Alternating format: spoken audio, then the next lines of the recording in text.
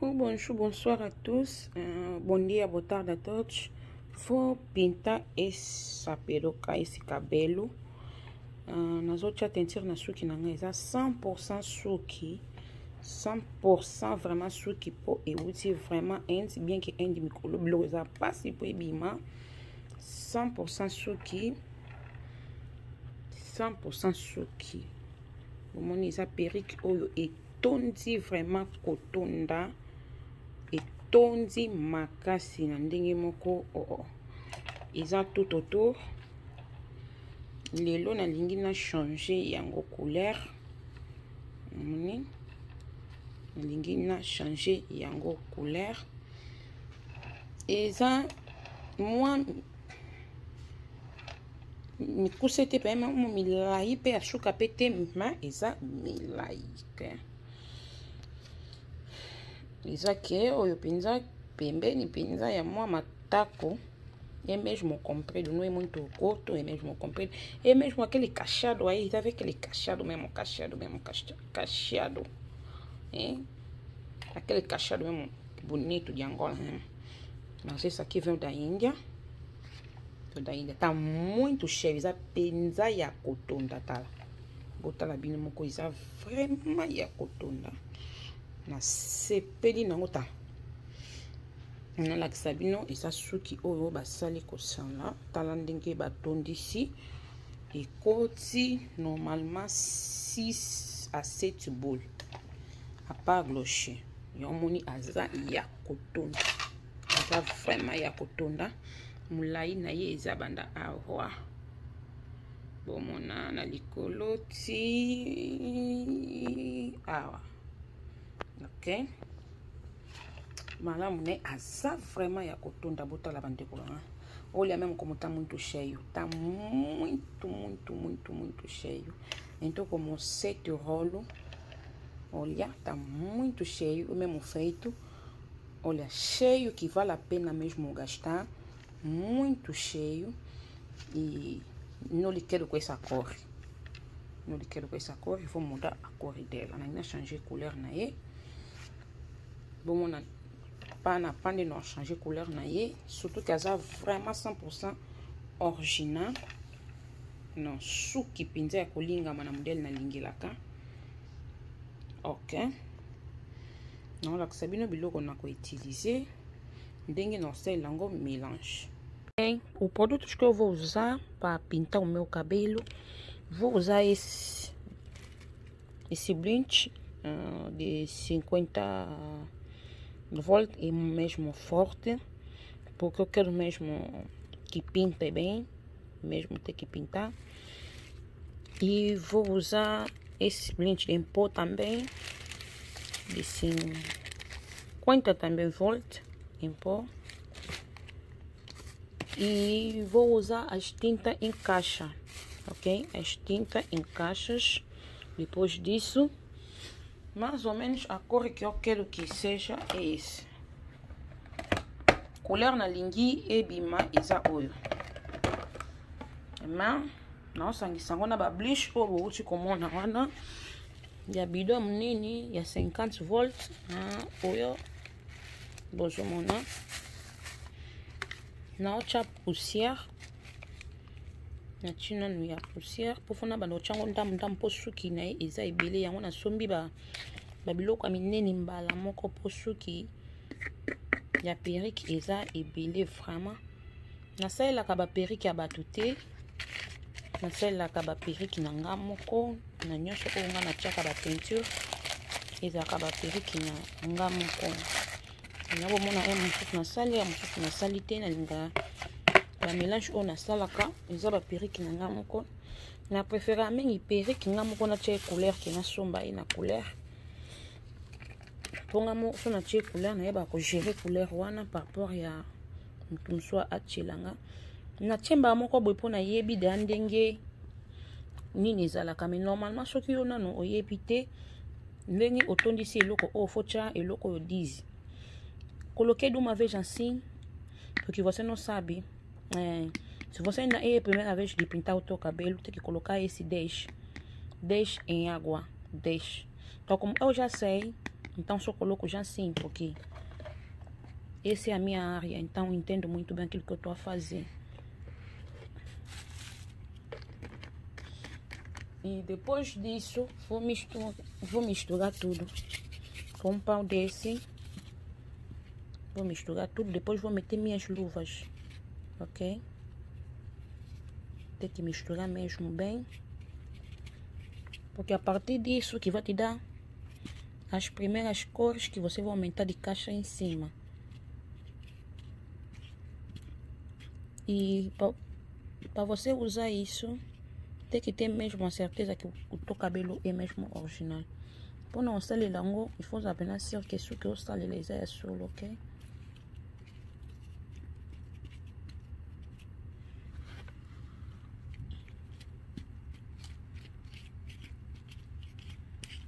Ce qui ce que vous installez les airs fort, na kolinga tous risquer bon pour ekobe pas il faut ozala penza sir na moto atekeli yo suki wana ke suki ezala ya solo tellement nga na za sir na moto o atekela nga suki pona somba ngo vraiment cher basuki na ngai nyonso nayebi katekela ngai eloko bien mpo nga mo nayebi suki makasi pona teka suki na ngola nayebi suki makasi. Eu conheço bem cabelo porque eu sozinha já vendi o cabelo em Angola e conheço muito bem cabelo. Então, não posso pintar o cabelo como eu quero porque conheço o cabelo. Quando você me dá o teu cabelo, eu sei que esse cabelo é bom e esse cabelo não é bom. Porque conheço mesmo o mundo do cabelo, como que funciona. Então, primeiro vai isso. Você tem que deixar isso 3 minutos. 3 minutos ou 4 ou 5 se você quiser. Depois você começa a colocar no cabelo, ok? Vou ficar uns 5 a 4 minutos. Aprende o bando chango na suki. Diretement timba mo bani poser na suki, ok? Ya ndeti kamera nangeza mwa muke musika. Pona lingina la sabino po suki eza milai moina pousa caméra vraiment pembeni zate po suki eza moi te soko chango vraiment au monde on avoir milai tina sima idée nanga ya teinture oyo nde bomona idée nanga eza ke suki nanga bimande ti moi chocolat makasi no ke koma pembe ya pembe non ndeti moi chocolat couleur a poso nzoto ya a minha câmera está um pouco distante como vocês estão a ver. Queria para vocês ver, não podia encostar muito a câmera muito perto porque o cabelo é um pouco comprido. É mesmo um pouco comprido. Se eu meter esse cabelo chega mesmo até quase é mesmo comprido. É comprido de 30. É comprido mesmo de 30. Então, eu busco meter distante. Vou falar 2 línguas, por favor, que português e lingala, porque são pessoas que me seguem, que precisam de explicação. Bana posse explicação de pessoas, bata lingala na bata português. E ali vocês já foram panza, como isso aqui não me lai, panza, como só me lai tem o panza um moco, por e cota colher tina cate. Então tem que espalhar para a tinta entrar bem até no fundo. Não vou usar pente, vou usar só a mão porque eu já tenho experiência. Além disso também não vou usar pente porque é cabelo cacheado. Na cocela ona que sanula até pode usar suki ya kulingama. Na cocela lango na maboko por na facilité pesa milai. Então vou usar a mão, simplesmente a mão, porque é comprido e além disso também não quero perder todo o cancho. Ok? Não quero perder todo o cancho mesmo. É importante que você meter mesmo o produto, sente que o produto está entrando mesmo bem. O que é très important, faut sentir porque o que teinture o cota vraiment bien. E o panza na maboko, o cota pensa bien. O bossa na te que suki za suki olingama. Bossa na te suki za suki olingama. Então o chango teinture, o benda, o cota vraiment teinture pensa bien. Yango mo c'est là qui ça nous les a te pour que ça nous les refungula ngo surtout toi makasi ko mapasi na moto na experience te alinga ngo. E então como tu tentar dizer, tem que ter mesmo experiência. Se você não tem experiência, então é melhor você não puxar muito o cabelo, Se você puxar muito, você não vai conseguir encaixar de novo esse cabelo. Como vocês vão ver, eu como que vou encaixar isso, vai voltar muito, vai voltar mais curto. Depois de tempo, vai começar a se largar e vai voltar na mesma altura. Então, Nga nde nazobenda ngo boy pona na experience na bine na olingela ngo po ezonga ya kolinga makasi ekozonga mikuse tant si sango ebima mikuse makasi après na detandi na banda ko chanko lata yango ekobanda kofungwama tie ezonga na milai nango nde bomona. Eza très important kobungisa kolingama na yango te. Tango chango teinture mwa lokwa nditi ekofungwa mwa mukie ko mwa mukie kofungwa mwa mukie kolingama nango eko changer mais ko se désespérer te na ko expliquer ndeni osala pona kolinga ngo na expliquer na suka ya video yango fota video ti na suka. Et qui toi tenta disait si você tá relancé tá avec tá se abrir os cachos dele tá se perder, não se desespera, não se desespera. Porque até no fim eu vou te explicar como que eu vou fazer para me recuperar os cachos dele. Se quando eu changer na linha de parte de bolso, não changer bagan na data que 4 gants de bolso, après se quando ati sur 4 gants pour tala kaka esa bleach eza la makasi, bleach eza la mwa makasi ekotumbanga maboko na changer ce ko bagan pour na tena partie ya liboso nde boso mona déjà teinture et bandi déjà kozwa teinture et bandi da kozwa na koumisa yango te, en tout cas na koumisa yango te na lingi te ezwa jaune ya makasi te na lingi za ka couleur chocolat mais moi chocolat frappant na lingi na se na likolo moi ba vide na ocha na katikati ba vide moi na ocha ti na suka nango te na lingi ba vide ya kati ezala moi noir mais chocolat a dominé vraiment na lingi za la nyonso couleur moko chocolat ya makasi non ki azala jaune ya makasi te yango na ko umisa bleach te mais soko lingi ke ezala jaune ya makasi il faut umisa bleach. Eu não quero que para ficar assim muito loira. Não. Não preciso que fique muito loira. E quero que fique uma cor assim castanha, tá a ver? E como vocês estão a ver, a maneira de começar a pintar cabelo para frente, depois para trás. Se você quer que a frente atua mais, você começa a frente e para trás. Mas no meu caso, eu não quero que a frente atua mais. Como disse, quero todo para ficar castanho. Um castanho com brilho, com muito brilho mesmo. Tudo na mesma cor. E embaixo fica um bocado preto, um bocado castanho. A minha ideia é essa. Que fica tipo a cor da minha própria pele. Não quero que fica muito doido. Não.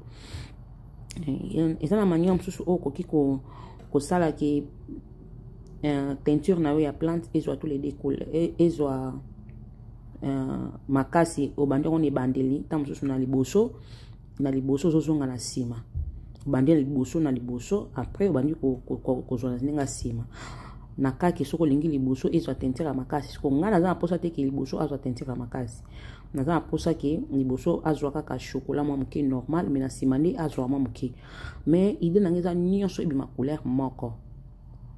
Bien que na teinture on confier pensa te bien que tu as une expérience banda 2005 na chaka déjà ba teinture mais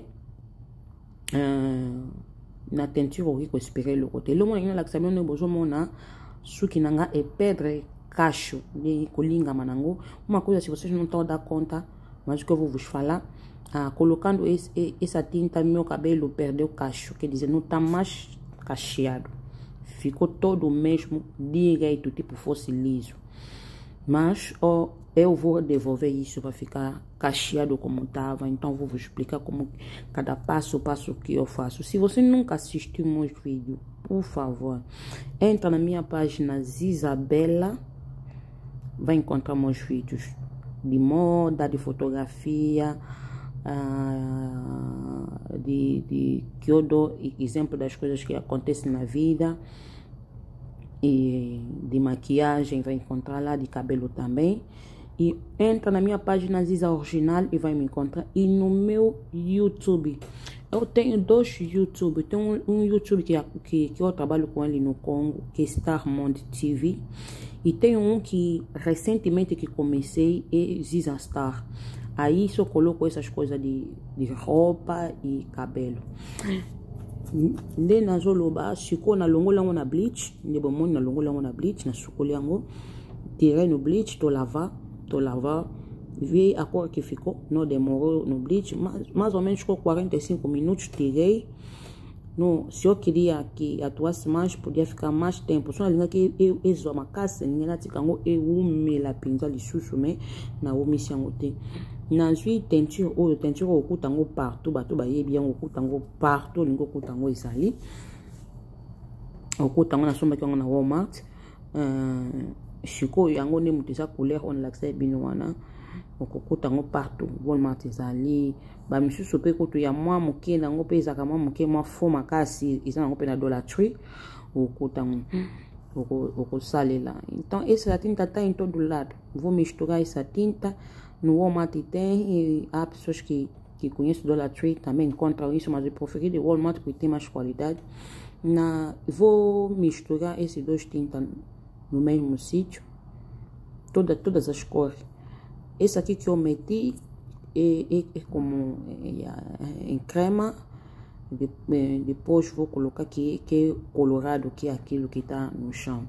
Deixa eu naquele bolso e vamos dizer o quando deixa creme nango, o quando deixa tudo bacana quando tem mais bleach nango kwa couleur yango o izana o ya mukie yango na osangisa. Deuxième na sangisi est simple, o beti yango mistura os dois. Depois vou meter, e quando vou meter também só vai fazer 45 minutos, porque não quero que atua mais. Nde não sangue sangue e sabe que 45 minutos por na limite e zoa makasi, ok? Awa yango na zocha yango na suki e poka ukate kaka na mai nango wana bomoni suki nanga e perdre vraiment kolinga manango à 100%. Et au teko 80% e comme lisse. O meu cabelo perdeu seu cacho 100%. Se você não tem experiência, você vai se desesperar. Se você na esporte, você se desespera. Que na pedra suki nanga. Pessoa que pode na produit bien sei lá ngo todo ba que não o pedra suki não vraiment. Na pedra vraiment cacho nanga 100%. E como penal kwa suki ali, se só que penal o te se choix ava vraiment e que ezongi lisse. Mais na rozongi sango cachado.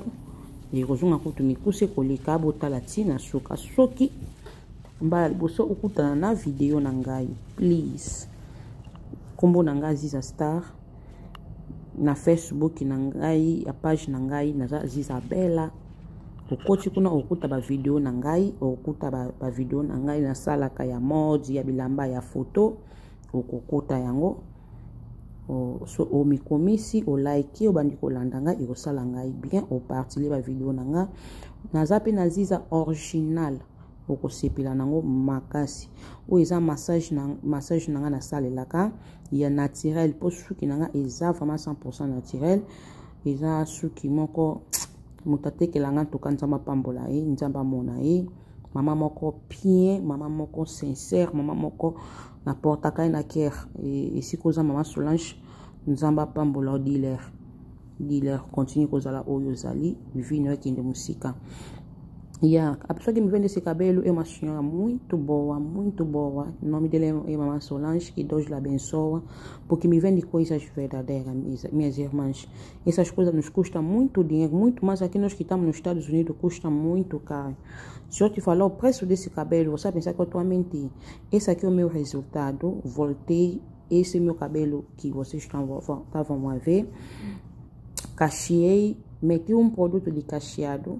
Aquele produto que vocês estavam vendo, cacheei com ele, com óleo, e coloquei uns rolos pequenos, rolos muito pequenininhos, e ele sequei com o secador, tirei o rolo, não tive o tempo de mostrar onde quando tirei o rolo, e esse é o resultado. Não vou resistir na ngayangoyo, ndenge bozomona couleur uniforme ndena ibisa kibino chocolat oyo ya mafuta mbila nyonso couleur moko na chaque yango produit moko ya naturel ya oizongisaka suki na chango suki za vraiment ya kotonda. En tout cas mama o nzamba pambola e na che yango en tout cas na ligne yango ba bikuti ko ya miki wana ya makasi oyo ya kosela nini na produit o elingaka suki ba nyonso ba da produit nyonso esala suki cacheado na pakola ki yango ezongisi suki sima.